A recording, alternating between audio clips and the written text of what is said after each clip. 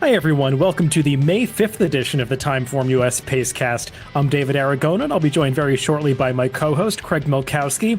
Today on the podcast, we're going to take a look back at last weekend's racing at Oak Lawn Park. It was closing weekend there, and as is traditionally the case, although not always in early May, they ran the Arkansas Derby, actually two divisions of that race. We'll recap that, as well as the Oak Lawn Handicap, which they ran on Saturday, and the Fantasy Stakes for the 3-year-old fillies on last Friday.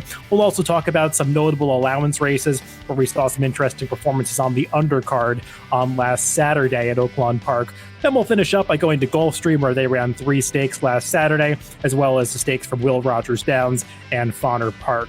Well, today is May 5th, and to some that may mean Cinco de Mayo, but I know it has a different significance for a certain podcast host, as it's Craig's birthday today. So happy birthday, Craig. Oh, thanks. I appreciate that. As I was telling AJ before the show started, I went and hit some tennis serves for about an hour yesterday just by myself because the courts are back open. And I can tell you today, I feel every day of that 53 years old I'm turning today. Nothing like a birthday to remind you things getting a little harder as the years tick up, but glad to hear that. Let's jump into the racing. We're going to go back to Oak Lawn Park to start things off. And obviously the main attraction there last Saturday were these two divisions of the Arkansas Derby. And it was really just Bob Baffert putting on a show in each one. We'll begin with the first division, where Charlatan made it 3 in a row. This horse is now undefeated, really unchallenged so far in his career. He got the 9 furlongs. The pace and the trip worked out pretty much just as we expected it to, with the other speed scratching out. He just had an insurmountable advantage really from the start, and the win never looked to be in doubt. No, it didn't. I mean, he went off 2 to 5 for a reason, and the way he made the race look, that might have been an overlay in this situation. He set a fast pace as he broke from the inside, got clear pretty quickly, and wound up with a 1:23 TimeformUS speed figure. All the fractions are coded in red. So he did get a little bit of a boost from that 1:19 final time figure that he got, which isn't as good as we're going to talk about with Nadal here in a minute, but it was a good effort. And, it's not really much more you could ask for him in just his third career start. Yeah, I mean, I think there'll be some questions down the line about whether this horse really wants to go 1.25 miles. He didn't finish off this race with the fastest final 8 that we saw at Oak Lawn on Saturday. A lot of that was due to the pace. I heard some people saying that this horse could have run a lot faster if Martin Garcia had asked him to. I didn't really see that. I thought that he got into this horse quite a bit at the top of the stretch and asked him to finish off the race, even though there wasn't a close pursuer at the end. I mean, he was riding him out to the finish. So I didn't see this as a race that could have gone a lot faster if he had pushed him more. But still, I thought it was a nice effort from this horse. And we still don't really know what he is just because we haven't seen him that much. My suspicion is that he's probably going to ultimately best going distances around a mile. But I wouldn't fault his connections at all for pushing on towards a race like the Kentucky Derby, because he's certainly earned his way there at this point. Yeah, and he's always going to be dangerous. When you can put up the kind of fractions that he does and keep going, you're a dangerous horse. He was slowing down a bit at the end, and I'm with you. I don't think it was because of the rider. I mean, he was pretty much all over him till very, very late in the stretch. And, but it's a good effort when you're hanging up a sub 23 opening quarter and still finishing the race. He's going to be dangerous. And at the very least, he's going to cause problems for other horses that need to be up front. Among the others, it basically turned out pretty much exactly as we thought. The only real challengers, if you even want to call them that, were Basin and Gouverneur Morris, and they ran 2-3. Basin did run that improved race. I think we both expected on the TimeformUS forecast. It just wasn't good enough to beat Charlatan, unsurprisingly. And Gouverneur Morris, I think he is what he is at this point. He ran another 1:14, same as he did last time out. I think that was at Tampa. And, he's just a couple of the others, the top 3-year-olds. Yeah, I'd agree with those statements on the horses that finished right behind him. Basin improved the way we thought he would, but he just wasn't really in the same league. And he did probably have the toughest trip of the others that were in behind Charlatan because he tried to go after that horse on the far turn. And it's difficult to try to make a move after a horse that you just can't get to. And I thought he was pretty game to hold on for second at the end, given that he exerted himself so early. But he never really was in danger of beating the winner. I just want to say to wrap up this race, I saw Randy Moss getting some problems on Twitter from people that were upset with the Beyer speed figure of this race. I mean, the Beyers are always going to sort of be, I mean, their hands are going to be tied by the fact that they're only looking at the final time. And I think the TimeformUS speed figure, which takes pace into account, really shows that Charlatan did run just as well as his prior two races. I mean, I think in his three starts now, he's run 122, 123, and 123. So he's basically put forth the same performance each time when you take pace into account. And I think it's important with this first division of the Arkansas Derby. Yeah, one thing I do want to mention on that is as far as the extra credit we give for pace, his was curtailed just a little bit because he was running free by himself.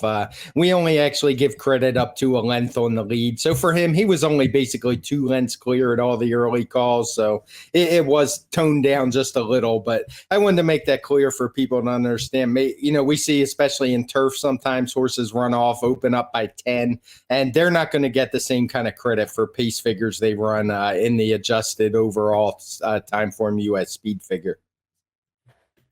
Well, Bob Baffert's dominance in the Arkansas Derby continued into the second division as Nadal won this race, not quite by the same margin that Charlatan did, but I think everybody acknowledged that this was the tougher, deeper division of this race. And I thought Nadal really ran well in this race. I mean, I think he ran the best race of his career. He had to adjust to stalking tactics for the first time as Wells Bayou really crossed in front of him pretty aggressively coming into the clubhouse turn. And Nadal responded in the late stages. I thought like a horse that's not going to mind a little extra distance down the line. Seemed like King Guillermo was getting to him at about the 8th pole, but Nadal kicked away at the end and just seems like a horse that keeps finding more at the end of his races. And that's something you always want to see with these young horses.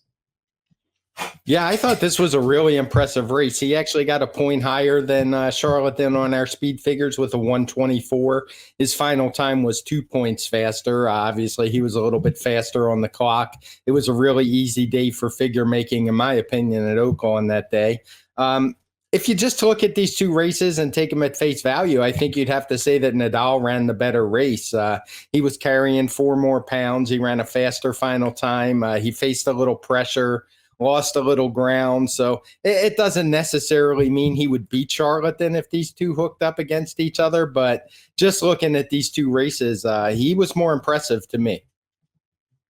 I completely agree with that. Nadal just seems like one of these horses that's going to run all day and also like one that really responds to his rider because it sometimes takes Joao Rosario, who was on him this day. I think he had ridden him once before. He really gets into him and he doesn't always respond at first. But I mean, if he keeps asking this horse, eventually he just keeps churning on and he's going to run away from these horses by the time they get to the wire. We've seen that a little bit in the San Vicente. We definitely saw it in the Rebel when he looked like he was going to get past in mid-stretch and he just kept finding more at the end of that race. So he's not always the most visually impressive horse in terms of winning margins like Charlatan is, but I think that we're seeing some traits that are going to bode well for his future. So I've become a big fan of Nadal. I think this might be the best 3-year-old in Bob Baffert's barn, though. It's close. As for the others, I don't have a whole lot to say. I mean, King Guillermo, he basically validated the speed figure from last time, and the others, they just weren't quite up to the task. Yeah, I'd agree with that. The TimeformUS race ratings show what we all already knew, that this was a stronger division. I think going into the race ratings and the past performances had this one 4 points faster. Coming out, it's actually 5 points faster. And you can see it looking at the speed figures. So the winners were similar. There's just a bigger gap between the others, the second, third, and fourth place horses. So I'll add that to why this was a better race for Nadal, is that he just beat a better field. Like you said, King Guillermo, he ran fine. So did Finnick the Fierce, who for the second time in a row at a big price looked like he's a horse who's really coming around. And if he gets a good setup against a horse not quite good as Nadal, he could be one that's improving and be dangerous. But all in all, these were two really strong races. The speed figures we saw weren't probably are right about what a Kentucky Derby par would be. Granted, they carried just a little bit less weight, but not enough to be a huge difference. So two strong races from the winners, and looking forward, don't know what the schedule is going to hold for them. And I guess we just kind of got to see what Churchill comes out with as far as point races. But these two have to be right up there with Tiz the Law as your Derby most likely winners. Yeah, I agree with that. And I think we're seeing a pretty strong crop developing right now because, I mean, along with these two Baffert horses, he's also got Authentic back in the barn that I know they're hoping to run in the Santa Anita Derby when that gets rescheduled. And Tiz the Law, and all four of these horses, I believe, correct me if I'm wrong, have earned speed figures, TimeformUS speed figures of at least 120 at this point. And that's something that you want to see by the first Saturday in May. That really, I think, is a sign that we've got a good crop on our hands.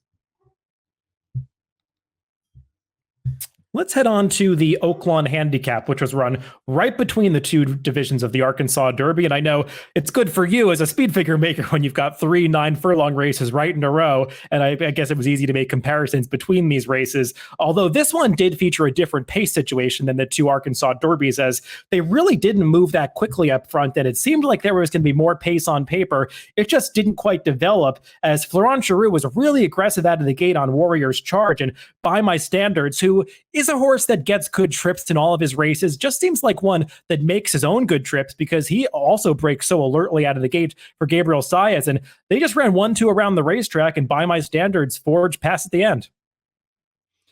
Yeah, it's hard to knock by my standards at this point. I was against him in here. I thought he'd had a couple dream trips the first 2 times out, but he just looks like a horse who's making his own dream trips. Now, I would admit, I think the post being outside probably actually helped him in here. There was a bit of traffic inside that caused some other horses we thought might be on the lead, like or close to it, like Mr. Freeze, to kind of check back out of there. But it's hard to knock the effort. By my standards, got a 124 for the win. Warrior's Charge a 123 back in second. Mr. Freeze a 122. So, I mean, these are really good horses. When I first saw the race, I said, well, man, I guess by my standards has got to go right to the top of the older horse division. But honestly, that 124, it's not all that impressive. They're basically running the same speed figures that the 3-year-olds ran in the Arkansas Derby. It's a cut below a grade 1. I know this wasn't a grade 1 in actual grading, but on paper, I think most people would have considered it a grade 1. So good effort by the top 2. I thought Mr. Freeze probably ran a lot better than he looked, given the trip that he had. But otherwise, it still was just not as strong as I was expecting.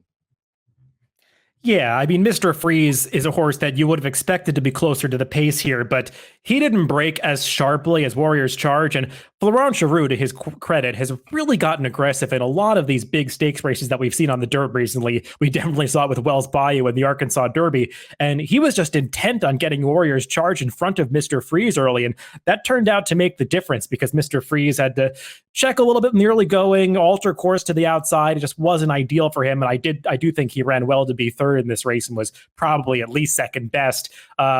Tacitus, I mean, you can look up one paced in the dictionary and it's probably a picture of this horse there because he just doesn't have any kind of turn of foot in him. He just kind of plods along and gets a piece of it. That's just his MO. The 9 furlongs with a moderate pace, that just wasn't really going to work out for him. I can't point to a big excuse other than the race shape. He probably is going to need 1.25 miles to be his best and probably a more favorable fast pace ahead of him to have any shot. But at this point, I think he's just a cut below the top horses. Yeah, I've kind of, on the forecast, I've written him off until he shows me different. And for a while, he was actually the favorite in the betting, or close to it anyway, which actually really surprised me. But he's just a horse who's always going to take money. He's okay. He's won a ton of money, but until he shows a new dimension, or, he is still a pretty young 4-year-old. So it's possible at some point the light could go on, but he's a horse I'm going to continue to be against. Let's dial it back to Friday for one race on that card. It was the Grade 3 Fantasy, which kind of subbed in for the Kentucky Oaks this year, run right the day before the Arkansas Derby. And it did have a Kentucky Oaks kind of feel to it with the field that was assembled because a lot of the top 3-year-old fillies ran here coming from different directions all around the country.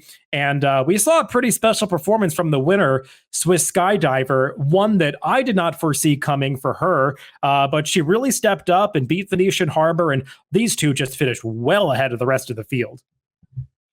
Yeah, there's not a whole lot of point about talking about anybody else in this race. Swiss Skydiver, just a huge 120 TimeformUS for this victory.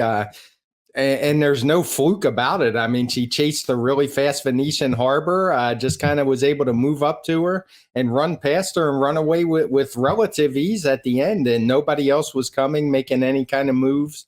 I personally thought the track was fair both days. I mean, you could argue maybe the inside was a little better than the outside, but that's generally always the case, just because at the very least from saving ground. So I got nothing to knock on this performance. The only thing, and I kind of mentioned it on Twitter, is I've got to learn with these lately raced horses to not dismiss them just because they win on a slow pace like she did last time. When you look back at her PPs, she's not even a horse who's ever proven to need the lead. I don't think she'd ever been on the lead early in her life. So it was probably a mistake on my part. And apparently a lot of other bettors too at 16-1 just to dismiss her off that easy trip. I'm not saying she was easy to get to in here, but 16-1 was a bit surprising. As for Venetian Harbor, I thought it was a good effort. It was probably her best race yet, facing the best competition. She just ran into a monster. I do think she needs to learn to rate a little bit early. She keeps kind of running off early in the races. The good news for her connections is she does seem to have some fight when she's challenged. She doesn't just give it up and she runs to the wire. But the beginning of these races is going to be a problem as other horses mature and get better. Yeah, I mean, as for Venetian Harbor, I just don't think she wants to go quite this far. I know she won going a mile in her prior start around 2 turns, but that was a very different situation against a weaker field.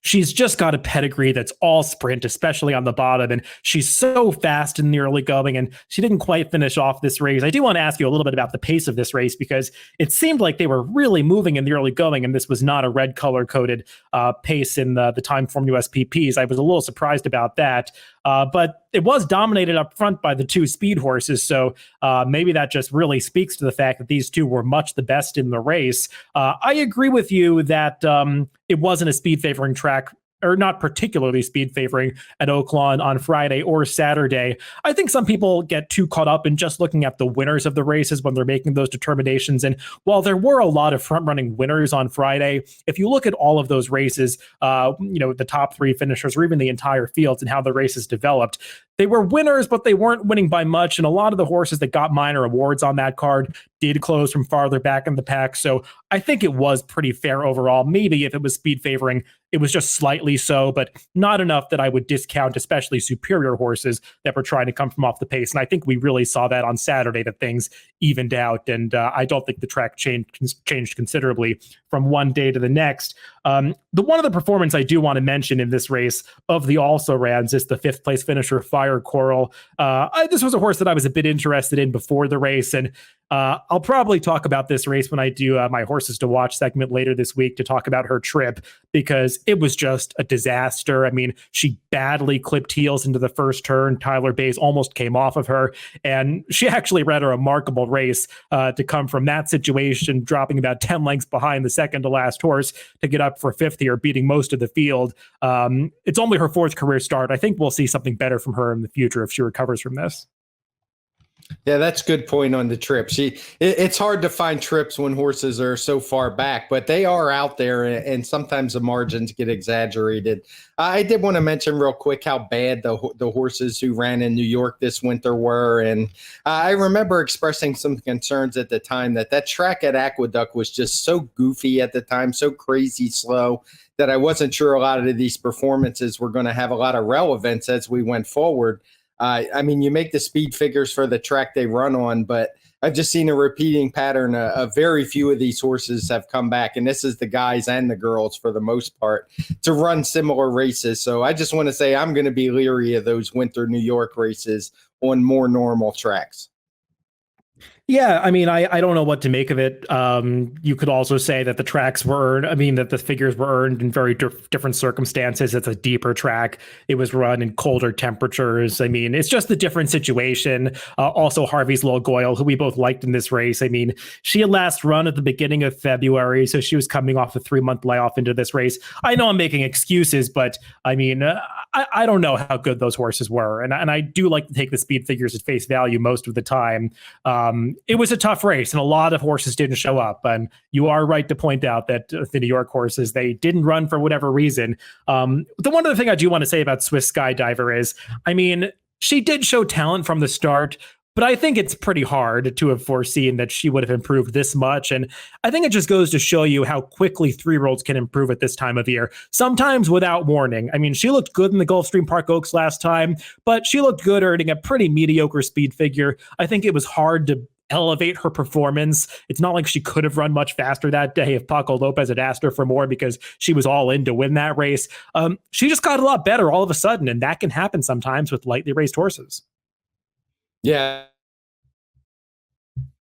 After all these years in the game as a guy that does speed figures, and I actually build that in when I'm making them. Very rarely do I not accept 3-year-old big improvements at face value, but it's still something that's tough as a bettor to just look at a horse and say this horse can improve 15 points. So, it's just one of those you got to learn with and kind of look at the odds board and determine if it's worth taking the chance.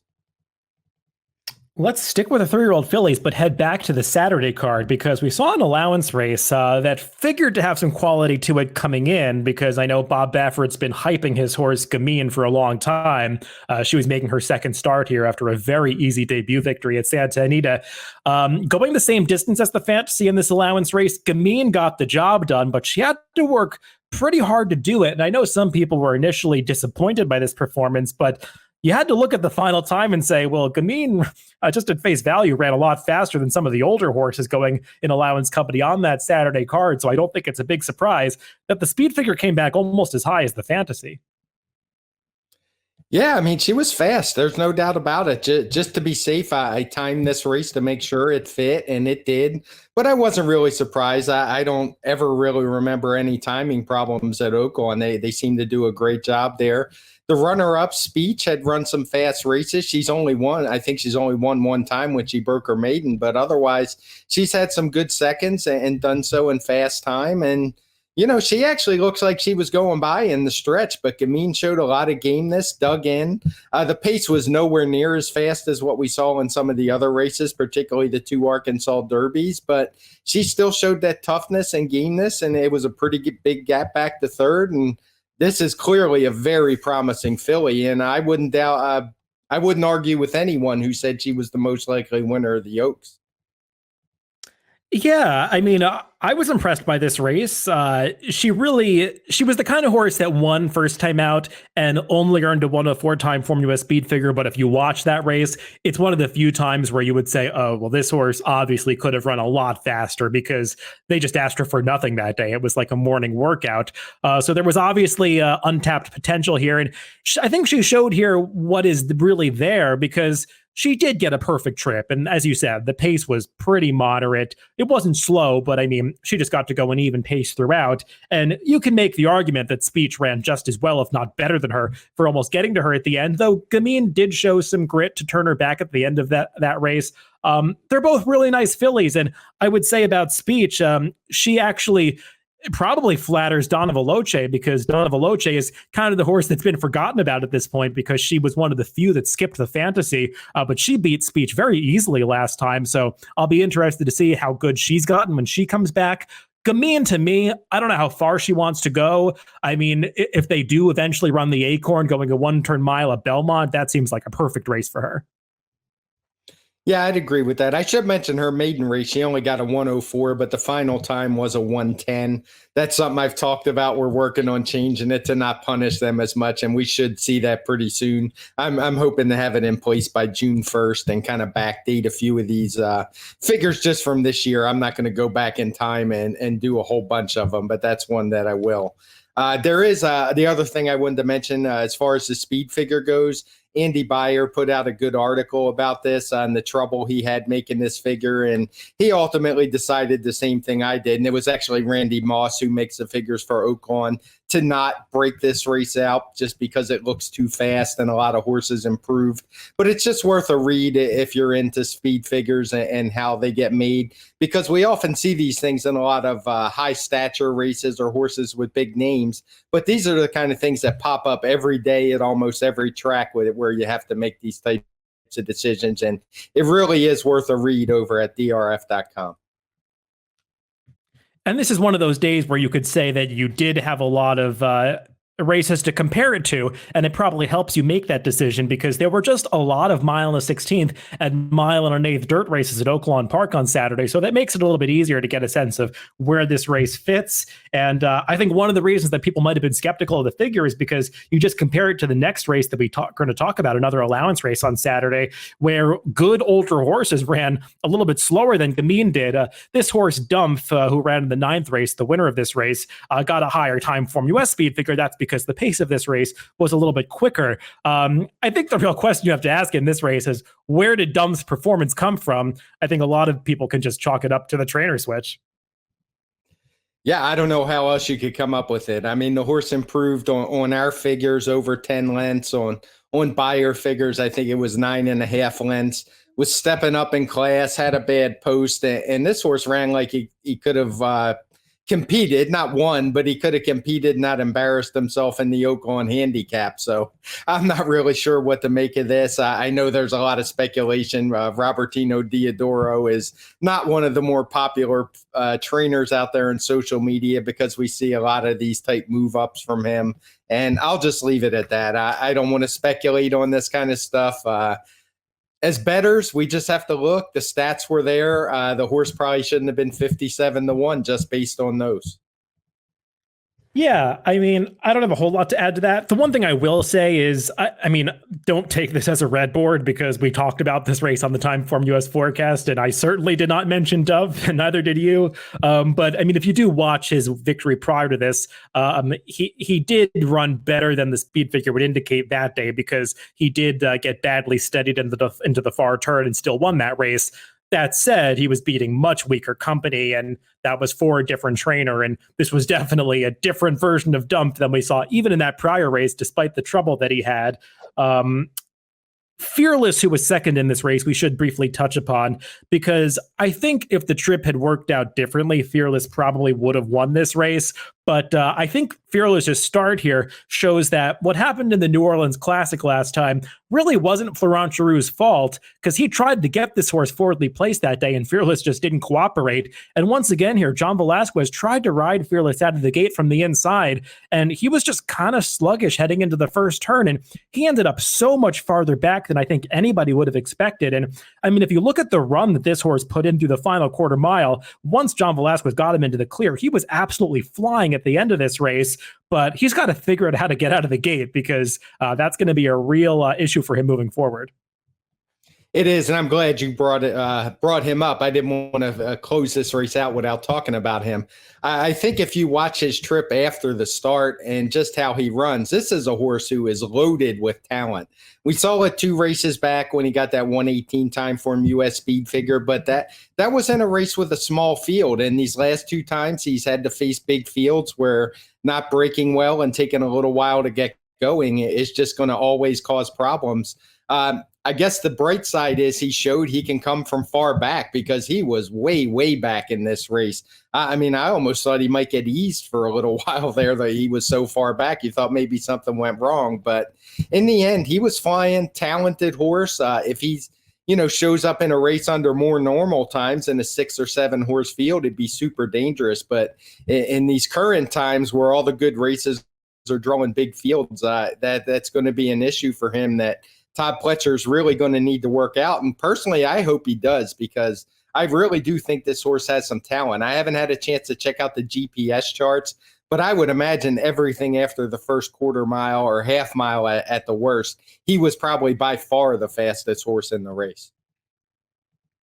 Yeah, you just look at the chart, and I mean, It looked like a pretty honest pace, but I mean, Dumpf won up going up close to the pace. And while other horses made runs and passed horses, few were actually making up ground on Dumpf at the end of this race. And Fearless was quickly cutting into his margin at the end. So I'm on the same page as you. I think this horse, Fearless, has a lot of ability. Todd Pletcher just has to figure some things out with him. I wonder if they shouldn't ultimately try to make him into the kind of horse that Todd Pletcher turned Marconi into, a horse that had trouble keeping up in shorter races, but once they stretched him out to longer distances, like those races they run in New York, 1 3/8, 1.5 miles, he really excelled. I could see Fearless becoming that kind of horse, but there obviously is talent here. Let's talk about one more allowance race on that Saturday card. It's one that we also covered on the forecast last week, as Endorsed got the job done in the 5th race against a pretty good field, although the speed figure for this race didn't come back that fast. And I think we probably both were hoping to see a little bit more out of all of these horses that finished in the top 3. Yeah, I would. I would give a little bit of caution though with the speed figure. The top 2 both got 113s, Endorsed and Bankit.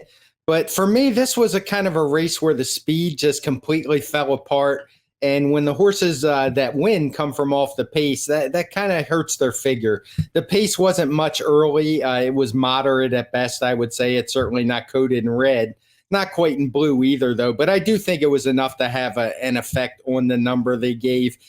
It was a race I easily could have broke out just because of that, because I think you could say the others probably ran better than what the figure reflects. But with so many dirt races at similar distances, it just seems like that kind of call would have been a stretch.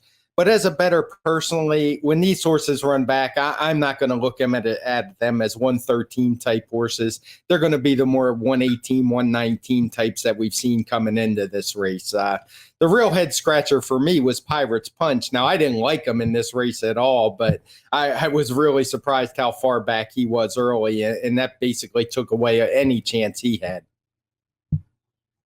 Yeah, I was going to ask you about that. I was surprised about that too. And his rider, I mean, sometimes I think outside post positions can play with jockeys' heads a little bit. And he just seemed to have no intention of ever going to the lead with this horse, which I found to be shocking because he's a horse that really has run his best races when he makes the front. So I thought he would have been well served to show a bit more aggression in this race, especially given that the pace didn't really develop. Endorsed only won by half a length, but I thought Endorsed ran pretty well in this race because he was pretty far back early. He had to make a run that was about 5 wide for the entire turn, actually moved ahead of Pirate's Punch around the far turn. That's how early he had to move to get position in this race. And I thought he did well to finish off the race and hang on by half a length. I still think there's some ability with this horse. I maintain that he's probably a horse that wants to go distances of between 1 mile and 1.125 miles. So he's going to have to run faster in the future, but he's still the horse that I think would come out of this with the most upside. Yeah, and the last thing I want to say on this is these kind of races just show you how different it is when you get these big fields. The riders who are aggressive are the ones who do well. Particularly, when you get 11, 12, even some of these races, I think we had 14 horses. It doesn't matter inside, outside. If you don't have a plan out of the gate and you aren't aggressive, your horses get in trouble. So these races are all worth watching the replays because there's a lot of trips you can find on horses that you're going to want to bet back. Let's move on to Gulfstream Park, where on Saturday, although it was a little overshadowed by what happened at Oaklawn, they did run 3 stakes races there. And the one that featured the most notable performance was probably the big drama stakes going 7 furlongs on the dirt, where Network Effect got back into form. I think he earned his first ever stakes victory. Correct me if I'm wrong about that. But I think he had placed in some nice races previously. I think this was his first stakes win. And he looked pretty good doing it to me. This was his second start off a layoff. He had been beaten by that gate to wire winner Winds of Change a few weeks ago. But I thought Irad Ortiz rode him with a lot of confidence, came through on the inside, and he was just superior to this field. He was. This was his first stakes win. He had been second in the Nashua to Vacoma. I think he was second in the Remsen to a horse whose name I'm forgetting right now, but he looked good. He only got a 1:15 TimeformUS speed figure, but the final time was a 1:23. So I think this was by far the best race he's run. Now, granted, it wasn't against the greatest competition, but I thought it was a promising race, and I'm not sure where Chad Brown's going to go with him next. I guess most people don't know where they're going with any of their horses next, but this was a good effort, and he looked like he's a horse that's going to be hard to deal with this year.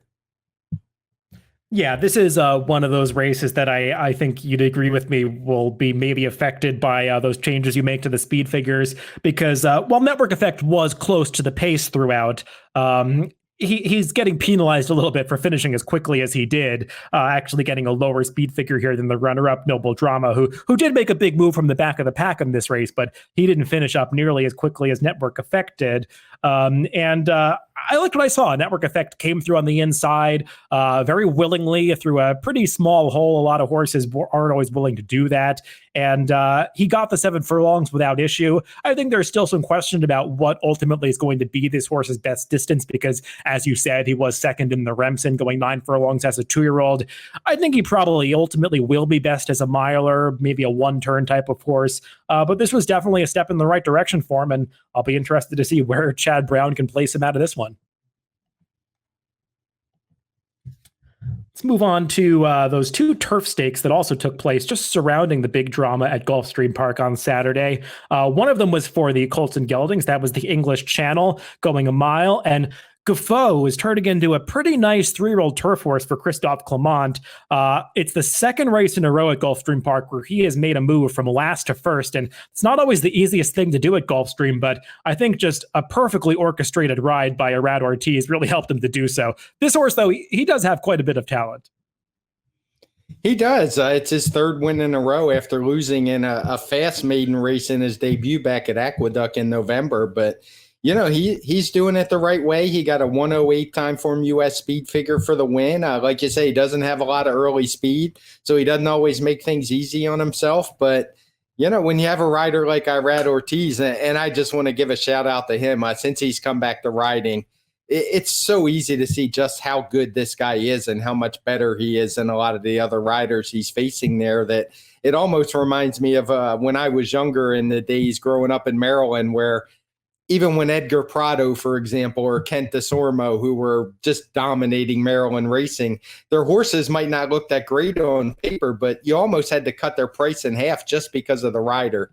And I think we're seeing that with Irad Ortiz right now. Now that won't last as he goes to better meets and faces better competition, but he is just so good right now. But yeah, Guffaw, a 1:08 is really good this time of year. I can remember us talking about 3-year-old turf horses last year, and they were barely running these figures later in the year. So solid effort from him, and the future is promising for Christophe Clement with this one. Yeah, with him and Decorated Invader coming into the spring and summer, I think Christophe Clement probably has some decisions to make, because there are many spots for these 3-year-old turf horses to run, and I imagine that he'll try to separate these two as much as possible, because you could argue that he's now got the 2 leaders of the division with Guffaw and Decorated Invader. Obviously, the latter of those 2, Decorated Invader, was probably the more accomplished at this point, but they've run comparable speed figures, so I'll be interested to see how he separates these 2 moving forward. And I totally agree with what you said about Arad Ortiz. I mean, he's just riding the turf especially so well. I mean, you come into the top of the stretch of this race, it looked like, how is he going to get out off the rail with Guffaw? But it's almost like he says, all right, I'm going here, nobody's going to stop me. And they just let him go there. But I mean, it's not just the other riders letting him to do it. He just is able to maneuver into positions with so much finesse. It's just, it's something to watch, especially after having seen so many races where that doesn't happen over the past few months at Gulfstream Park.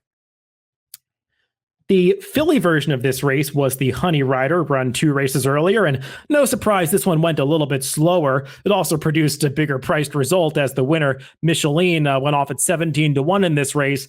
This one, though, I think you could say it was a tale of 2 different trips, as Micheline beat the big favorite Highland Glory, though the runner-up definitely had the more frustrating journey. She did. I know Highland Glory was a horse we both liked the last time that she won. But, she didn't get a great speed figure, so I'm not sure 6-5 was what you wanted in here. But I don't have a problem with anybody that argues she was the best horse in the field.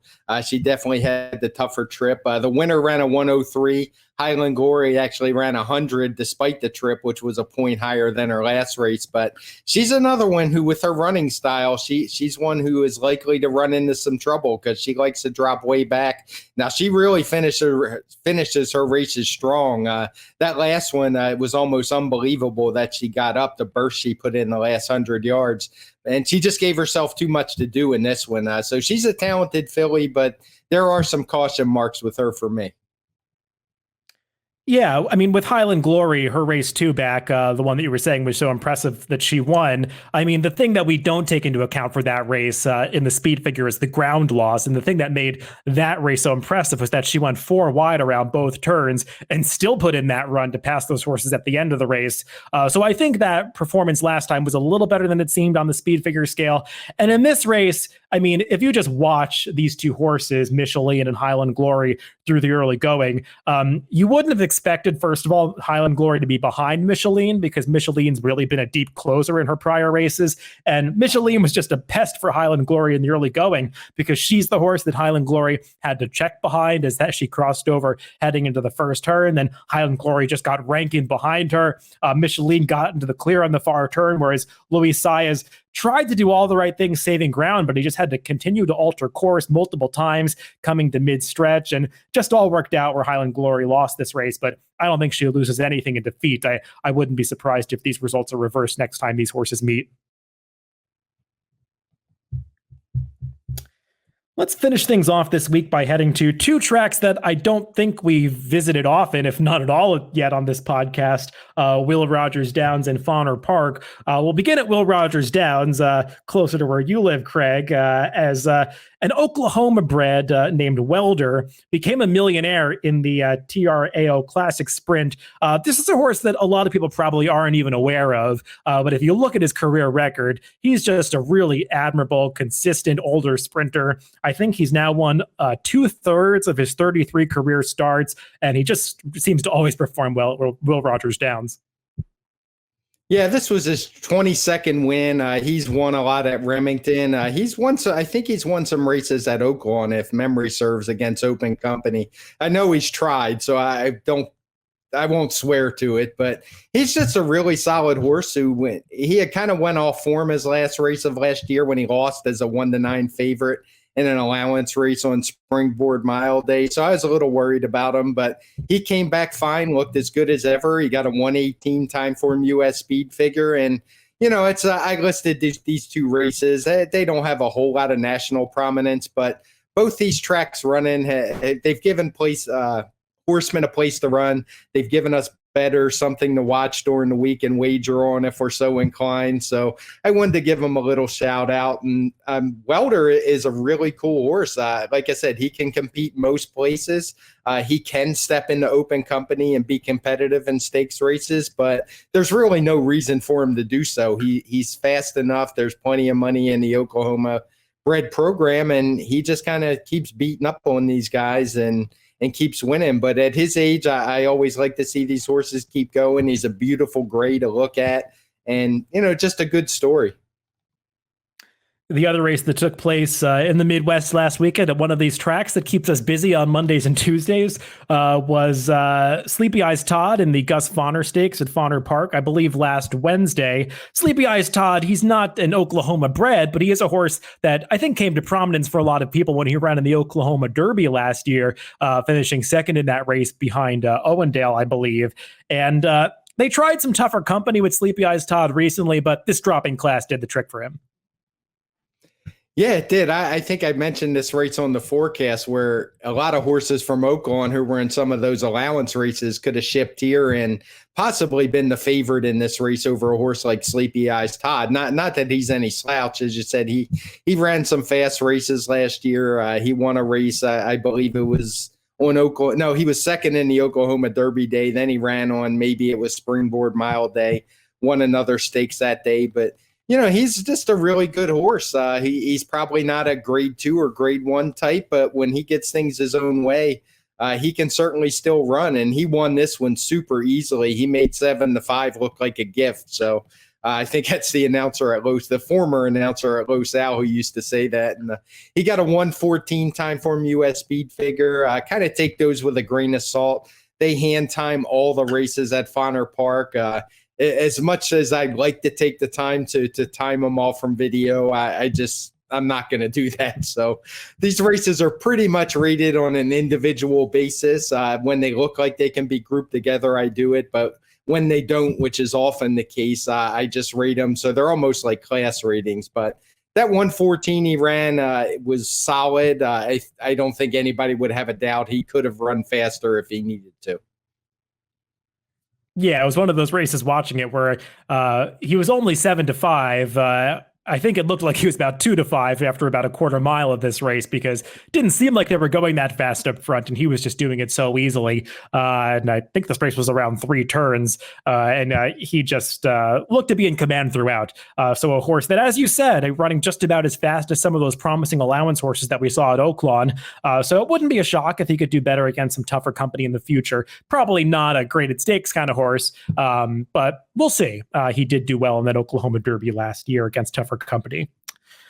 That's all the racing for this week. We'll see what we're going to do on the TimeformUS forecast later this week. I know Gulfstream Park is still racing. Obviously, Oaklawn is closed at this point, but those Gulfstream cards have been pretty stacked with plenty of things to talk about, so we can probably find some things to mention, even if they're just allowance races, on the forecast later this week. So look for that. Remember, you can always listen to these podcasts on drf.com, Spotify, iTunes, YouTube, SoundCloud. Wherever you get your podcast, just make sure to subscribe to the Daily Racing Form channel. So thanks for listening this week, and we'll be back at you with some handicapping later this week.